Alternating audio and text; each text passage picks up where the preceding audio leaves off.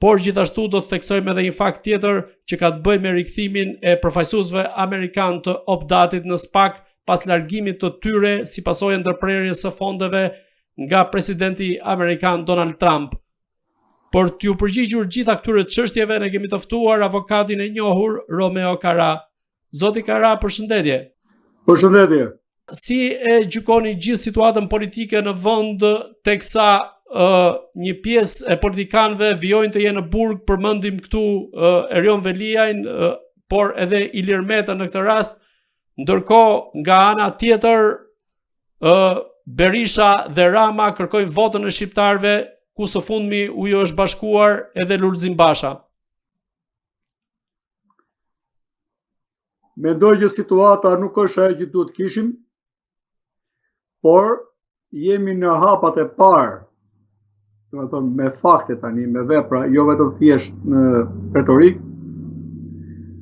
të zgjidhjes çështjes parë ose të kryet çështja e drejtësisë. Pra, çdo program politik që do të bëhet në rrafshin e një drejtësie të marrë peng, për mua do të ngelet retorik, demagogji, dhe do të jetë një vazhdimsi e kësaj politike që kemi pasur deri tani, të politikës së thellë korruptive, të përvetësimit të gjitha pushteteve rreth parë dhe pasurive publike, të humbjes shpresës, që të vazhdojmë mëtej, dhe shpërfrytërimit deri në fund pasaj të atyre vlerave që mund të kenë ngel. Pra kemi një hap të parë ku disa persona nga politika e lartë, Berisha tashmë është në akuzë, Meta në hetim, Velia në hetim, edhe në arrest këta të dy.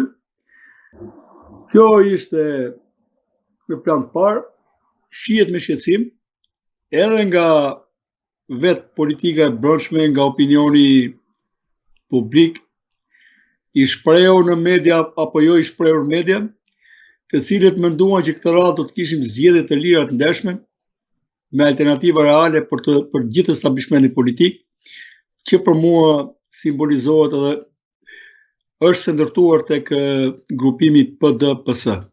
Jo më kot, këto dy grupime janë marrë vesh mirë kohët e fundit, kanë kaluar si pas zhurmë në mes të gjithë sherrnajës që kanë të organizuar për mua, kanë votuar edhe ndryshimet për kodin zgjedhor, kanë votuar dhe për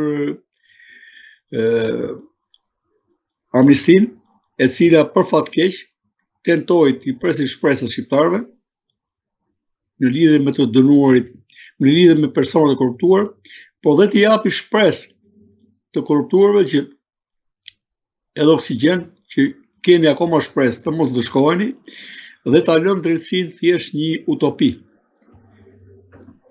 Për këtë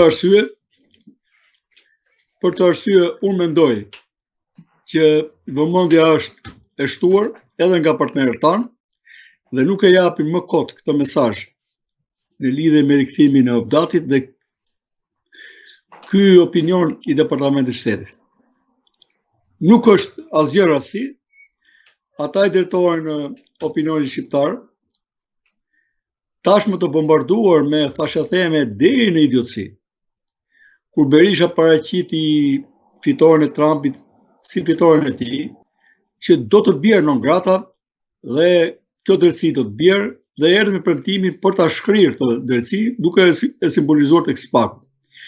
Tashmë kemi pas verifikimeve që janë bërë në lidhje me pagesat të kryer nëpërmjet USAID-it, nga të parat që është liruar është pikërisht pjesa e Opdatit, specialistët që janë kthyer aty ku ishin, ato që ishin, në ato ndërtesa ku kanë qenë, në ato zyra ku kanë qenë, duke ja prerë shpresën një herë mirë gjithkujt në pushtet edhe jashtë pushtetit.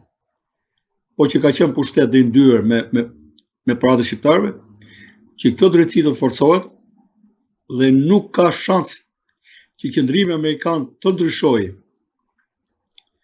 në mënyrë të pa konceptueshme, siç u predikua nga Berisha.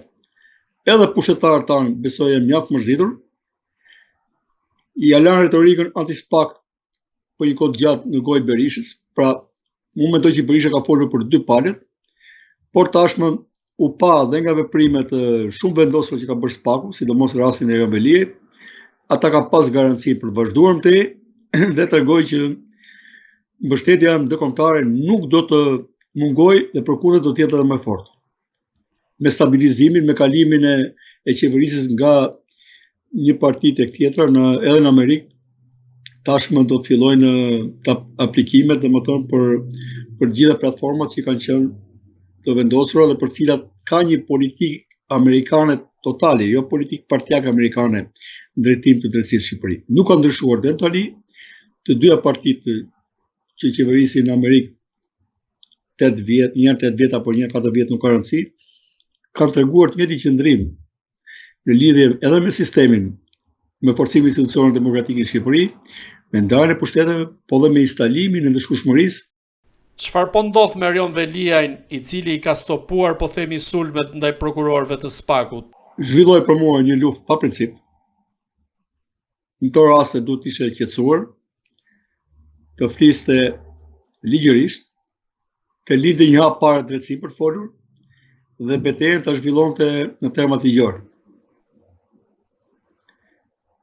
Besoj se e kanë këshilluar dhe në momentin që u shqetësuar, në momentin e parë ka kuptuar që ka bërë gabim.